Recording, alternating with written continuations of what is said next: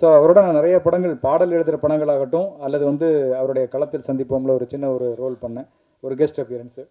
அப்படி ஆரம்பித்த ஒரு நட்பு பயணத்தில் ஒரு நாள் அந்த நாட் சொன்னேன், இந்த மாதிரி ஒரு கதை இருக்குது சார் அப்படின்னு சொல்லி. அவர் சொன்னார், சார் ஹாரர் நான் பண்ணிட்டேனே சார் அப்படின்னு. இல்லை சார், இது ஹாரர் படம் கிடையாது.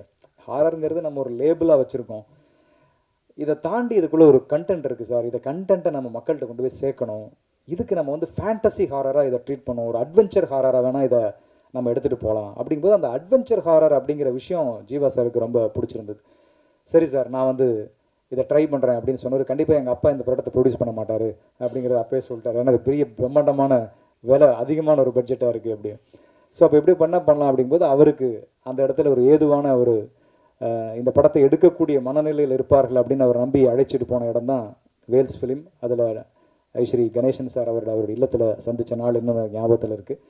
அதே மாதிரி இந்த படத்தை ஒவ்வொரு நாளும் எடுத்துகிட்டு போகும்போதும் அதுக்கு லைவ்லேயும் சரி, பீரியட்லேயும் சரி நிறைய செட் ஒர்க் தேவைப்பட்டுச்சு.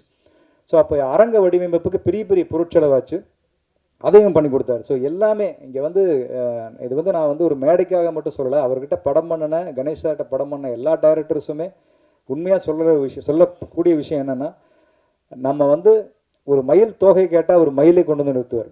அதுதான் அவருடைய ஒரு பெரிய பண்பு. அவர் வந்து அந்த சினிமா மேலே வச்சிருக்கிற அந்த பேஷன், அந்த நேசம், அந்த காதல், இதெல்லாம் பார்த்து அவரை நான் ரொம்ப வியந்திருக்கேன்.